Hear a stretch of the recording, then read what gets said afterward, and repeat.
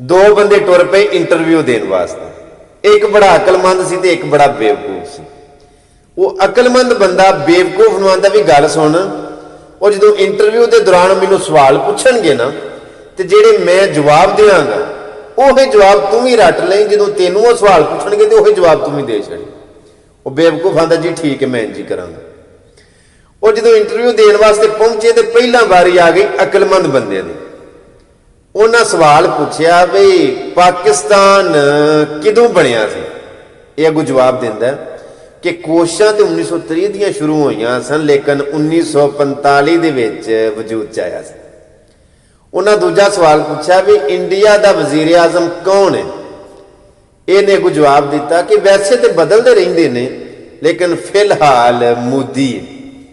तीसरा सवाल उन्हें पूछया क्या मरीख के उत्ते आबादी है वे। इन्हें अगू जवाब दिता कि साइंसदान तहकीक करते ने पे लेकिन फिलहाल तस्दीक नहीं हुई। उन्हें आख्या ठीक। हुण वारी आ गई बेवकूफ की। यदि बारी सवाल मुख्तलिफ सन। उन्हें पहला सवाल पूछा भी तू पैदा किदों होया सी। ये अगू की जवाब देंदा। ये आंदा कोशिशां तो 1930 दियां शुरू हुई सन लेकिन पैदा 1945 च होया। रटियां रटाइयां गल्लां लकीर दे फकीर। उन्हें दूजा सवाल पूछया कि तेरा ना की। अगू जवाब की देंदा रटिया सी ना। ये आंदा वैसे तो बदलते रहंदे ने पर फिलहाल मोदी है।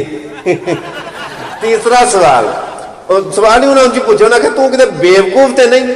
अगू उन्होंने आंदा साइंसदान तहकीक तो करते ने पे लेकिन फिलहाल तस्दीक नहीं हुई। ये गल क्यों सुनाई।